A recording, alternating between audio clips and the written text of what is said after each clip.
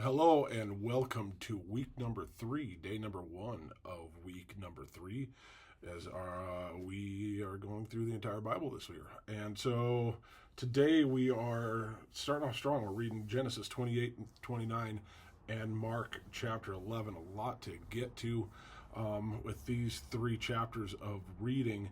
We're going to start, obviously, we're going to start in Genesis with Genesis 28 and 29. We left off last week with Isaac and Jacob fighting, and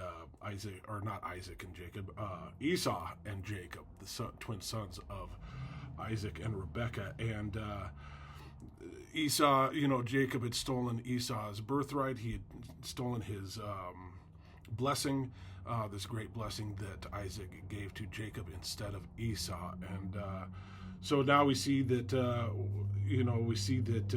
Jacob is sent off to Rebekah's brother to find himself a wife. They did not want Isaac and Rebekah did not want Jacob to marry a Canaanite where they are living. They did not want him to marry into the Canaanite family, and so or Canaanite people. And so they send him off to his relatives over in the east, and where Rebekah's from, of course. And so Esau sees this. So Jacob goes off and goes to the brother, and Esau sees this, and he sees that and to try to curry favor with his family, he goes to Ishmael. Of course, Ishmael would be his uncle, and so he goes to him to find himself a wife. We notice there in verse 9, Esau went to Ishmael and took as his wife, besides the wives he already had 2 Hittite wives. And of course, Rebekah, at the end of chapter 27, we remember right from there, Rebekah said to Isaac, "I loathe my life because of the Hittite women." So Esau is trying to, remain in good graces with his parents by marrying outside of the Canaanites, but he did, of course, keep his first 2 wives. Then we see this dream that Jacob has about the ladder, and what God tells him all these things that he's going to kind of in the same line of what he had said to Abraham, and said he's going to be blessed with all these great descendants and things like that. And of course, we see and we know now that Jacob's descendants are the 12 tribes of Israel. God changes Jacob's name to Israel later in Genesis. But we see there's something interesting in the story, and it's kind of after the dream. And the next day, it says in verse 18, "So early in the morning, Jacob took the stones that he had put under his head and set it up for a pillar and poured oil on top of it." Now, we get later into Deuteronomy when we get into kind of the rules and the laws of Moses that God gives to Moses. Building a pillar is one of them that is outlawed in the Israelite kingdom or the Israelite people. So building a pillar, and it's very apparent here that Jacob does not build an altar to God here, where God had spoken to him and had this great revelation. So we see this throughout the time of Jacob, that he has kind of issues. Faith issues, and he gets to be rambunctious, and he gets to be he has a lack of faith at times, and this is one of those early examples of that. And he does come back and rectifies this after he will see it when we get there. Of course, he wrestles with God, and then he comes back actually to this space, Bethel, and takes down that pillar, and he will rebuild an altar to God there. So Jacob continues his journey, and he gets to the land of Laban, his uncle, and he meets Rebekah, Rachel. Not meets Rebekah. He already knew Rebekah. He meets Rachel, and immediately falls in love with her. Immediately, and I think it's kind of cool that that even in this early time in Genesis, we're already talking about love, right? It's not arranged. They are kind of arranged marriages and things like that. But Jacob loves Rachel, and so he goes through the process. He works his 7 years to get Rachel as his wife, and it's interesting. Of course, again, we have to read this in the context of the original audience and the original and these people. These people are not in the same have the same sensibilities and the same ideas that we have. We have to remember that when we're reading this. This is happening thousands of years ago in a culture that is vastly different from anything that we have on earth now. So we read some of these things and we're like, why did that doesn't make any sense? Well, of course it doesn't make any sense to us. It makes sense to the people that were first reading it. We have to read it and interpret it into put it into our own terms. And so we see that Jacob, he's given Rachel, but then he wakes up the next morning after sleeping with his wife, and he finds out it's Leah, the older sister of Rachel, who it says, in my translation, the English Standard Version, it says the name of the older was Leah and the name of the younger was Rachel. Leah's eyes were weak. But Rachel was beautiful in form and appearance. So that's basically a nice way of saying that Leah was not as attractive as Rachel.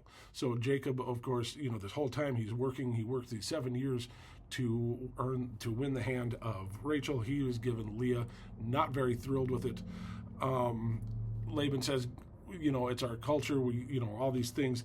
So he works another week, gives him Rachel. So within the 2 weeks, he has both Leah and Rachel as his wives.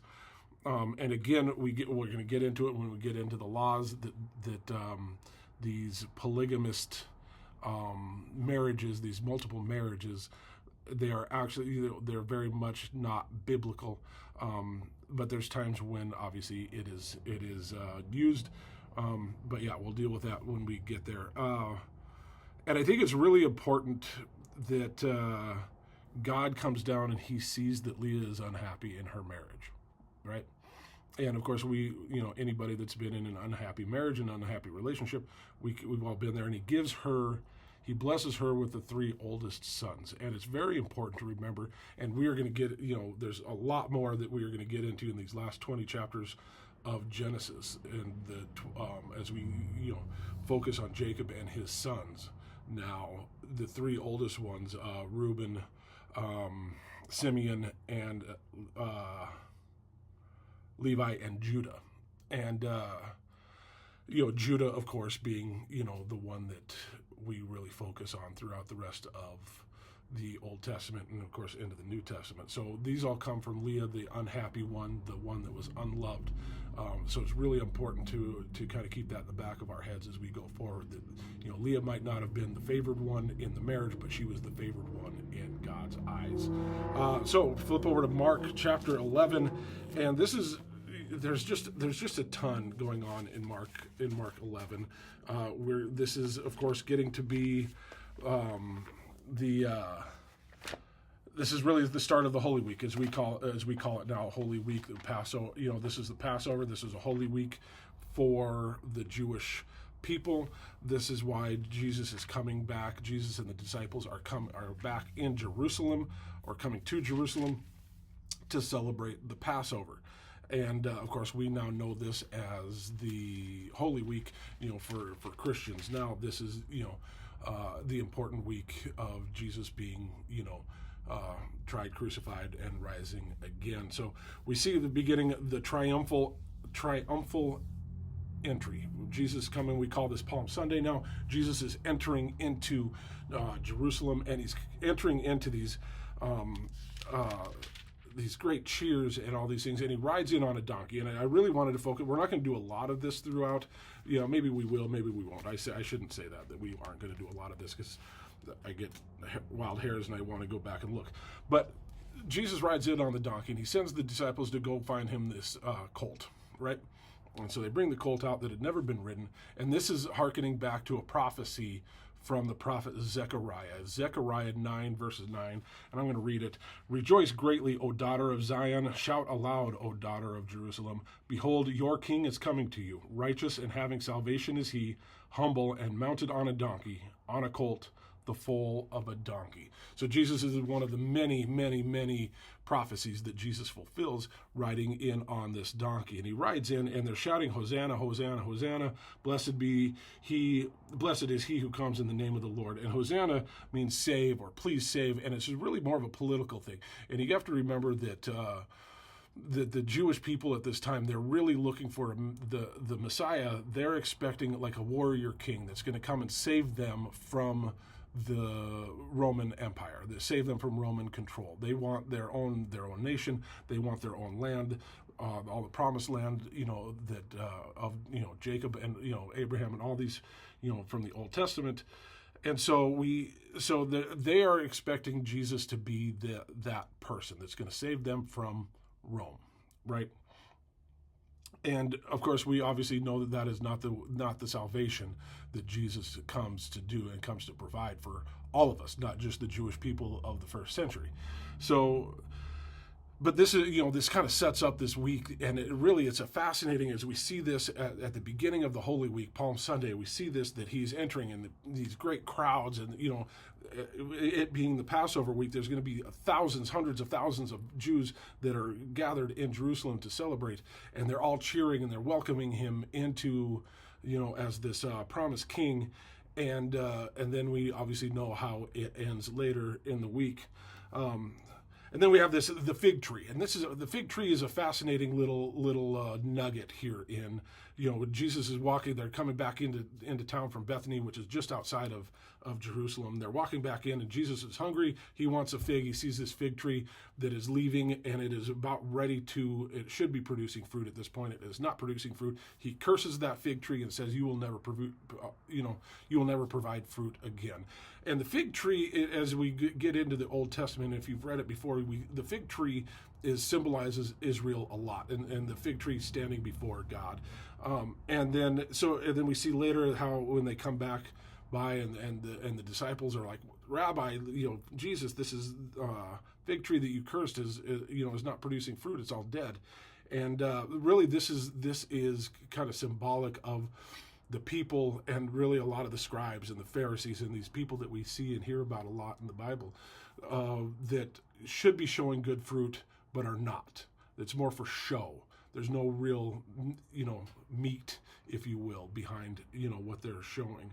And then of course this great story of Jesus going in and cleaning out the temple, flipping the tables, getting rid of all of the money handlers and all those people that are selling the pigeons and selling the doves and selling all these things for the burnt offerings and all of this stuff. And